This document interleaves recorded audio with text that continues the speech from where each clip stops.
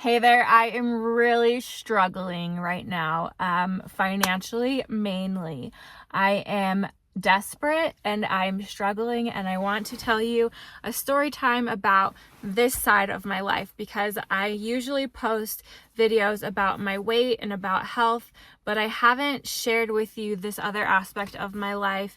And I just feel like I want to connect with you and share the story. And also I want to document this because I'm at rock bottom right now, financially speaking, and I want to be thriving one day. I want to look back on this and be like, I remember when I was in that situation and now I'm thriving and I'm happy.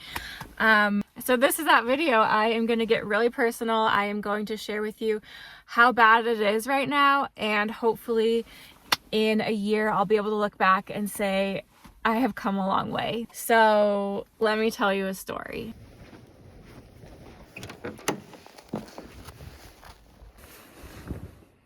I'm not really sure where to start, but if we go all the way back to the beginning, I guess it starts in college. I had such a hard time deciding what I wanted to do with my life in college. I felt all of this enormous pressure that I had to figure out everything, my whole life trajectory while I'm deciding my major.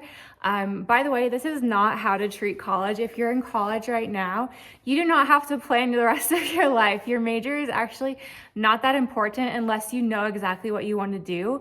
But just get a major, get any major, just graduate with any degree, and then you can always pivot, but it's good to have your degree. Instead, I took a million different classes in a million different subjects trying to figure out what I should graduate in. And I wasted a lot of time and money in college. So after college, I got a job at an essential oils company in their executive office, and I spent about 2 years there. And it was difficult for me because it wasn't my passion. It wasn't really what I wanted to be doing, but it was just a job. And while I was there, I was really struggling with my health and my weight. And so I started this YouTube channel, and I started to share with you guys because I wanted to find like-minded people, and I wanted to stop bothering my friends talking about all of these health and weight situations. I feel like that's a triggering topic, so I wanted an outlet. So that's why I started my YouTube channel, but I was never doing it for money, and that was never my focus. And when you're in a business like this, you have to have that as your focus or you're not gonna make any money. You have to be smart about it. So if you're starting a YouTube channel, my advice is to be passionate about it. But if you want it to be your career, you also have to be mindful about the business side of it. I did the exact opposite of that, and I had a video go super viral. And instead of posting a lot after that happened and really capitalizing on that, I stopped posting for a year because I got so nervous and I felt so exposed. So anyway, back to the essential oils business. While I was there and I felt like I was losing my mind just working at an office, one of my friends from college reached out and she was like, hey, I started a travel tour business and I want you to come and work for me. And it was like the coolest opportunity. I was like, yeah, I want to travel the world. I want to use graphic design, which is what I ended up doing in school, to help your small business. I've always wanted to be an entrepreneur and to work at a startup. And so I was so excited. I left the corporate world to go work for her startup. And then about a month and a half after I started working for her, the whole company fell apart. She got in trouble for embezzling, stealing money from people, and she's been missing since 2019. And I'm gonna tell that whole story. I'm actually editing a video about it right now, and I shared a lot of it on my TikTok and on my Instagram, but I'm editing like a bigger video about it for you guys on YouTube. So after all of that fell apart, I started working for the company that my mom was working for, and it's a property management company. And when I started working there, it was just kind of a job. I just wanted something that would get me through because I needed an income, but I never made a lot of money there. I just made enough to like coast and pay my bills. It was definitely a paycheck to paycheck situation. And I worked there for 2 years while I was trying to figure out what to do next. And I started to feel really lonely and disconnected because I was just working by myself all day. And then also my brother almost died and my dad almost died during this time, and I was going through a lot of trauma. So while I was going through all of that, I created my grief journal. I should probably go grab that, hold on. Okay, so while I was going through all of that, also I had a friend who lived in a different state and her husband passed away.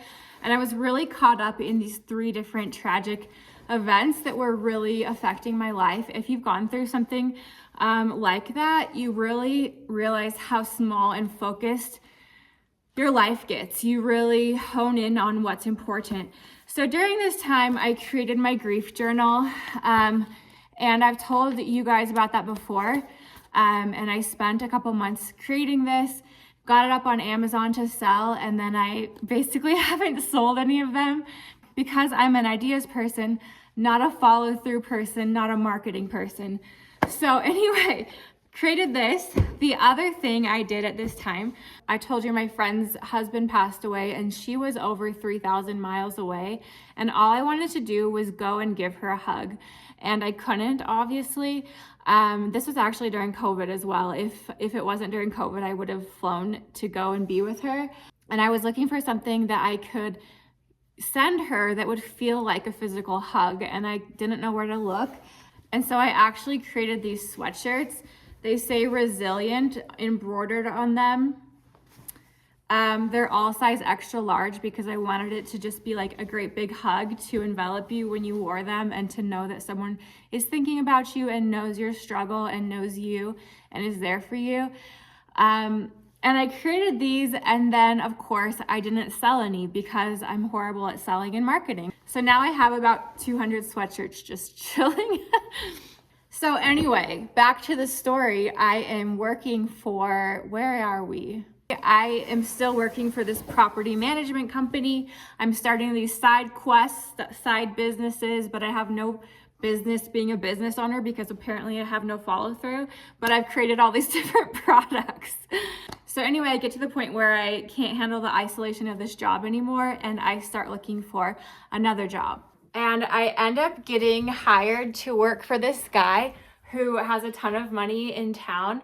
And he actually has about 4 different houses, and he also has 4 different dogs, and he's never in town.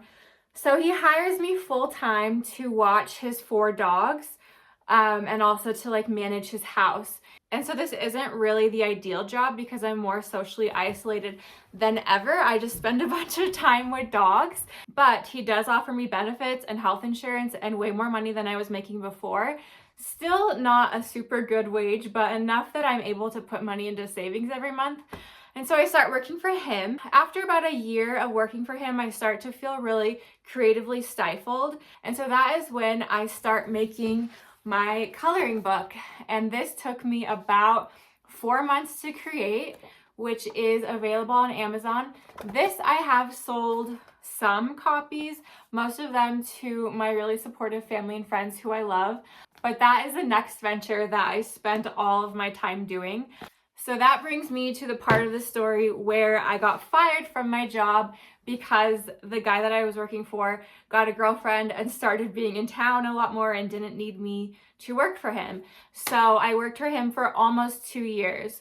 And this brings us up to almost current day. About 6 months ago, I got fired. So I've been living off my savings for the last 6 months.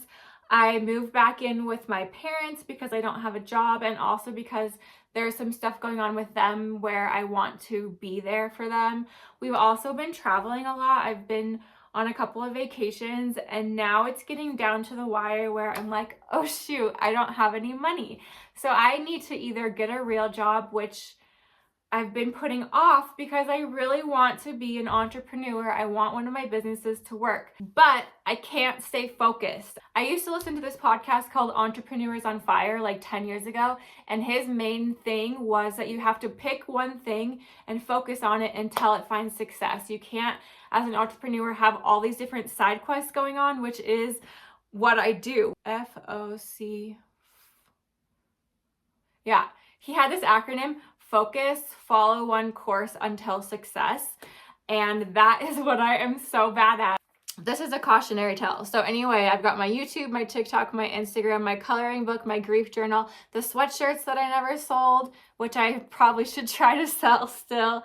The other thing I'm doing is Amazon reviews. I've been reviewing products on Amazon because I've heard you can make a lot of money doing that. But so far I've made like 30 bucks and I've been doing it for like 3 months. Maybe I'll do a review of that program for you guys on here too if you're someone that is also in the same boat as me trying to make money online. The last thing is I have an idea for a podcast and I haven't even started it yet, but it does take a lot of my brain power because I've been thinking about it. So, and I'm like excited to do that. So that is my financial story. I'm on the precipice of being broke and I need to get focused and do something about it. Whether that's go and get a real job, I'm not sure yet. But I really don't want to do that. I want to make one of these avenues work.